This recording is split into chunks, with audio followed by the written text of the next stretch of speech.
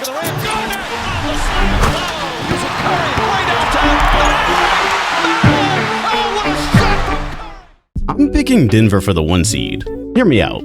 The 2023 champs were a game from the West Finals while shorthanded and a little thin. Years of bleeding support pieces stripped them into this version who had management flirting with the dark future over summer. Fast forward to opening night, the 2026 iteration is much deeper and more flexible. The front office added more two-way wings, one of which directly replaces a guy in MPJ who'd likely hit his ceiling in the system, not to mention a real backup for Jokic, which, if you haven't noticed, has been a revolving door of low-end talent, mitigated by having Aaron Gordon play center in some lineups. Now, not only can Jokic sit for somewhat normal breathers, with them being able to have a real big on the floor, already in preseason they've experimented with zone using Valanciunas in lineups with Jokic, which in turn will keep him out of unfavorable matchups while still allowing for size near the rim. Other than that, firing Calvin Booth and immediately recouping lost asset value is something. Aaron Gordon has made strides as an offensive player, when he was already the perfect fit for Jokic on arrival. I expect Jamal Murray to continue to be a bit up and down, but overall, I'm really high on their comeback. Plus, it did have a bit to do with what I'm expecting from OKC. So yeah, they're still here.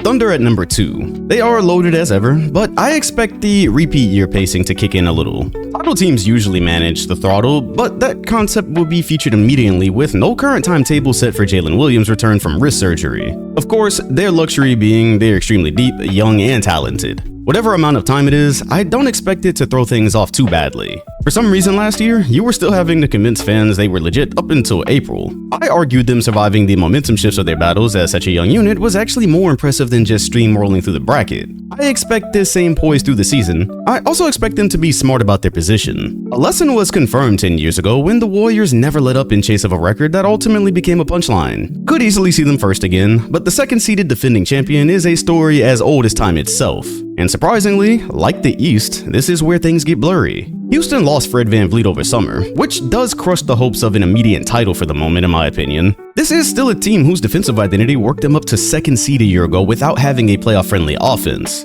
I think they retained enough of the roster even after the trade for Udoka's defensive backbone to stay put. Meanwhile, Şengün will keep the offense humming, now next to KD, who will just make life easier for everybody. I was certainly higher on them with a point guard, or established point guard, I should say. We have to see what happens with Reed Shepherd. And on top of that, I do think they have enough ball handlers here to skate by with a by-committee approach if needed. Plus, I think those reps will be big for Thompson. The tall groups are going to be fascinating. They've experimented with it in preseason, and in theory, it'll make them very switchable, with size at the rim. One of KD or Şengün can also anchor every unit, meaning they'll be less prone to droughts. I think considering where they are, and the circumstances of other competitive teams here, third feels appropriate. Case in point, I like the Clippers roster better, but of course we all know what the holdup with placing them higher is. Anyways, I am ready to deal with them now. Give me the Clippers at 4. Transparently, I'm actually much higher on them. It would just be a fool's game to be in October predicting a 66-win first seed or something of the like. Even if they had the most fortunate year concerning injuries, which history says is unlikely, I still expect them to manage some of the roster to make sure they get to April in one piece. Okay, but that's the only reason this isn't a 1 to 3 seed take, because the team itself is one of their best blends of talent and fit. You can open with a big wing core around Kawhi, spacers, then pivot to lineups with a stretch big who also still provide size at the rim. I think one of their best new features is, pending Beal's health, having a good trade-off for Chris Dunn now. One of the more fascinating parts of their chess match with Denver was who would blink first with Westbrook and Dunn being gapped. While his defense made it worth it, having Beal to swap in just adds to the versatility so well. His reputation pretty much died in Phoenix to the point it's easy to forget. Beal as a third option and Beal on a team with this many vets and pieces are two very different scenarios. As long as he's available, he's a huge factor for LA. The second unit will have an identity while being less exploitable, and if Kawhi's postseason and preseason play are any indication, he just might miraculously be back. For so long, it's been easy to write off this team's future because it hinged on two older injury-prone vets. Not only did Leonard take his time and get back, he looked good enough for them to be serious players in the bracket. The Clippers' curse just does not take breaks. That being said, for a team who really had no clean way to restart, they've done about the best job building a roster they can hope and pray strikes gold as they could have. Chris Paul stabilizing a second unit, forward athleticism in Derrick Jones and Collins, size and completely different skill sets with Zoo and Brook. ESPN named them as the team who added the most value this offseason. There's almost no question about it. It completely comes down to health. Once again. I'm splitting hairs here because in my book, 5 and 6 are interchangeable, but ultimately I'm going to stamp San Antonio at 5. The youth gives them a regular season edge, with the average age being around mid-20s. They're more likely to run through the schedule pockets older teams manage, and they'll open the year fine even while Fox gets healthy. The overarching theme is simple though. Year 3 Wembanyama. They're going to be able to lean into him as an initiator, which is scary, with other perfectly capable initiators on the court. Expect more inverted PNR to force switches, more chaos from dribble handoffs, basically all the wickedness you'd expect from him getting better and having more help. The offseason work included mindfulness and reps with some of the game's great bigs. I'd say it's shown a lot in its aggression over preseason. Now, some of what I saw, just in terms of dominance, I'm not gonna lie, I'm wondering if he'll begin to overwhelm the league how Shaq once did. Yes, his post-up game hasn't been there. It's a regular occurrence that a smaller, stronger player can withstand straight backdowns. Okay, but what about when he dribbles at you full speed while also having other offensive weapons on the court? What about when he's made a couple threes and you can't afford to give him the runway? It's quickly becoming a game of choose how you die. Speaking of the weapons, Vassell runs off movement and gives them clean spacing. Castle brings point of attack defense, while on the other side he doesn't have to own the possession to tilt it. We've only got preseason tape on Dylan Harper, but damn, he looked like a pro in rhythm. While preseason should never be taken as gospel, I feel we've seen at least enough on him to justify the optimism. Defense is where the leap can be loud. The perimeter is getting solid. And this is with Wemby taking up an entire area to himself. They should be able to toggle multiple schemes and let the 7-4 or 5 demigod clean the backline. I think 5 is a good spot for a young unit who's still trying to crack the postseason for the first time. When I look at San Antonio, I see the makings of a team with house money in that they'll be young, deep, versatile, with so much room for growth. This is a very rare setup to have, and OKC is currently maxing it. With a couple more of the right moves, I could be convinced of the same here. No, I was not planning to leave Golden State out. I wanted them higher. Unfortunately, they're shoulder to shoulder with the Clippers in having one of the oldest cores ever. Problem is, the Warriors' room for error seems thinner than Los Angeles. I'm sure Kawhi or Beal will miss a game here and there, and they'll still be well-rounded enough most nights to pull out tough wins. Looking at the other depth chart, I actually really like this team when they're all there. You take one or two guys out every now and then, especially core guys, I think there's a fair amount of games you can expect to be dropped due to father time. At this point, if you're part of the organization, the entire focus right now is landing Steph a 5th title before the twilight phase comes. We saw his injury early this year ruin a potential conference finals run at minimum. To succeed in April, they almost won't have a choice but to manage the load a bit. This is without mentioning Jimmy has an egregious games played record since like 2018. They are different with Jimmy Butler. No question. Though I wasn't expecting a title out of the midseason move, he instantly solved the free throw problem and gave them a downhill presence. With his gravity continuing to bend rules, adding star creation next to him feels like it has twice the effect on a team. They also essentially swapped Kevon Looney for Al Horford, which I see as a win. Looney has been the ultimate workhorse, and I'd never belittle what he brought to this team through the years. At this stage, I think Horford's fit is more important. You get some 5-out opportunity while maintaining defense. Pick and pop with Steph on a team who still cuts you up with movement and passing. Al was a deeply important of what Boston was able to do, and he continues to be effective at a time where retirement seemed reasonable. The second unit is something I want to see play out. Technically, the skills exist to have some very coherent lineups. It kind of comes down to what version of Kuminga are we getting after summer's events? What version of Buddy Hield are you getting and when? There's enough wild card factors here for me to feel comfortable with them ending up around where they did last year. Also, like last year, I think they'll be better and more dangerous than whatever the record shows on the last day. Saving the 2-time Western Conference runner-ups for play-in territory is not a referendum on the team. It's the West being the West. Any question marks leave the potential to not be in the top 6, even though you're just a few games out of second. Many lost a good two-way piece in Nah, which is exactly what you would have hoped they added more of. Mike Conley is another year older, while still being their main body at the 1. Even if he isn't this time around, this leaves it split between DiVincenzo, Rob Dillingham if he actually plays and develops, then some handling from Edwards, of course. I don't love the spacing or the depth. The twin big look will give teams issues, as it did the Lakers, and it still brings real defensive bite. But even then, it's still not ideal spacing for Ant, especially down the road.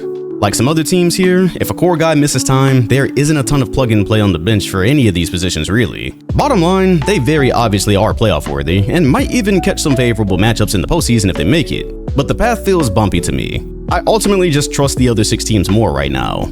Nico might have cooked.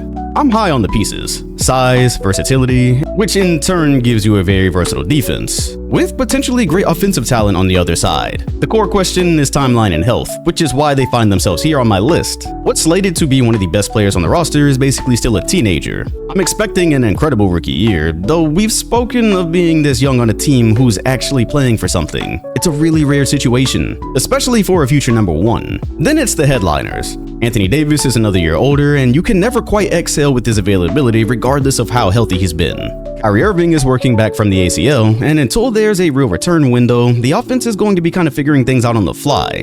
To make the playoffs, they immediately need the best sides of D'Angelo Russell to buy some time, which is absolutely a wild card. If Kyrie returns on a reasonable clock and looks like himself, the on-court stuff is immediately more promising. A legit two-man game, star-level creation and spacing, while AD won't have to spend himself as much. Now, this is before discussing if Kyrie's return lingers or his ramp-up is bumpy. All things we can't really see from here. What we can see is a very versatile roster that pretty much just doesn't have one of its main pieces right now. For this reason, it's not hard to see a world where they've won a few less games than they should have, causing them to fight for 7th seed while having 48 wins when they could have had 55 or more. They're in the mix for sure, but what does that mean in the West? Oh, this is going to be a fun season for LA just in general. LeBron missing whatever time he's about to miss to start the season is problem number one. With him and Luka present, you end up collecting a bunch of swing games just because.